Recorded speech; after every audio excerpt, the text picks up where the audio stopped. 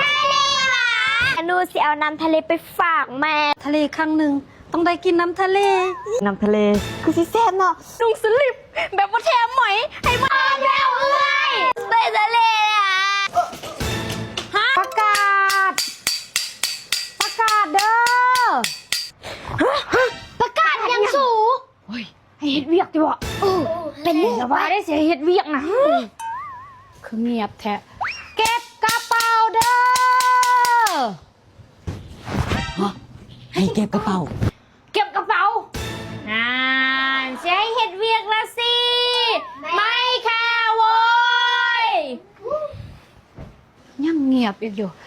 สิพาไปเที่ยวทะเลมีใครอยากไปนะบ่ฮะเที่ยวทะเลไปทะเลไว้เก็บเครื่องไปทะเลหรอไปน้ำเน่บ่เคยเห็นเฮ้ย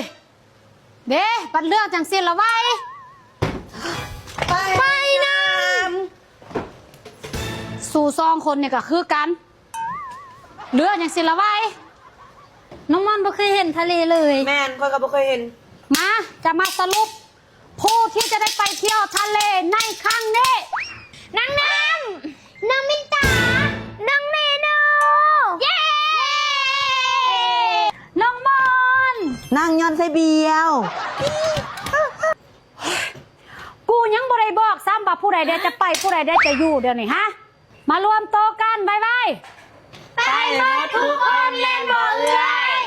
อุ้ยตื่นเต้นน่ะสิได้ไปเห็นทะเลครั้งแรกน้องเรนูสิเอาน้ำทะเลไปฝากแม่ตอนนี้น้องแห้งนะ ความฝันดนไปฮอดทะเลครั้งหนึ่งต้องได้กินน้ำทะเลคอยสิอดน้ำตั้งแต่มื้อนี้คอยสิไปกินน้ำทะเลคือสิแซ่บเนาะว้าว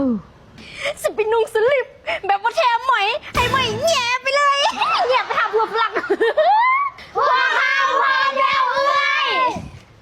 ไม่แคร์โวยอ้าวเราจำซีนีต้องเอาไหมจริงจังแหละผู้ใดได้ที่ได้ไปบ่ได้ไปก็เดี๋ยวแป๊บนึง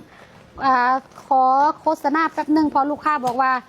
ตกข่าวมาหลายปีกินตัวนี้ก็ดีก็หายเนาะผู้ใดได้ที่เจ็บท้องน้อยเจ็บมดลูกย้อนมดลูกอักเสบมดลูกบ่เข้าอูทึกแทงกับเจ็บย่างร้ายกับเจ็บพี่น้องมีกิจกรรมกับผู้ชายมีเสียงตดเสียงปูดเสียงปาดออกมาเปลี่ยนผู้ชายตลอด2ลังพัง2ลังราว2ลังเนาแต่งานหลายปีบ่มีเบบีกินตัวนี้2แคปเด้อตอบโจทย์ปัญหาภายในปัญหาสวงล่าง108,000แนวของผู้หญิงล่างลาสนิหอยค่าเสลาผู้หญิงผู้ชายผู้น้อยผู้เฒ่าแม่ถือผ้าล่างได้ล่างบ่หอมล่างบ่คักบ่เอาเงินก่อนจะจึงแกรดกันก็ล่างจึงแกรดเสร็จก็ล่างจะบ่ติดเสลาจะบ่เป็นตกข่าวกินแล้วก็ล่างที่สุดของที่สุดคือเซตนี้จ้ะไว้เองไม่รู้ใจอ่อนน่ะคนที่จะได้ไปก็คือหมดทุกคนเลยนะนางโนและนางมอนเย้ได้อยู่บ้านอุตส่าห์เก็บเครื่องนางอุตส่าห์เก็บเครื่องไปทะเล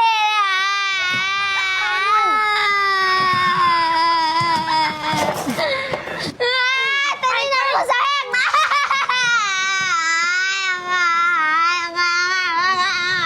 ที่เรือเด้เอ้ย3 โตสุน่ะได้ไปทะเลเย้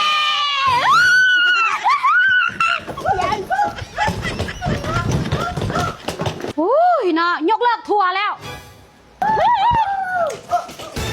ฮะ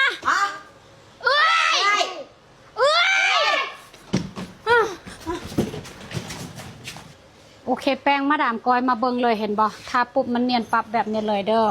เนียนเลยปกปิดรอยดำรอยแดงปกปิดรุมสิวคุมสิวปกปิดฟ้ากะปกปิดจุดด่างดำล็อกเครื่องสำอางให้เครื่องสำอางติดทนเด้อ01ผิวขาว02ผิวสีแทนหรือผิว2สีทุกคนเบิ่งโลดนี่คักแบบนี้เลยโอเคแปรงมาดามกอยนี่อันนี้เบื้องทาเนาะอันนี้เบื้องบ่ทาเนาะนี่โคตรคัก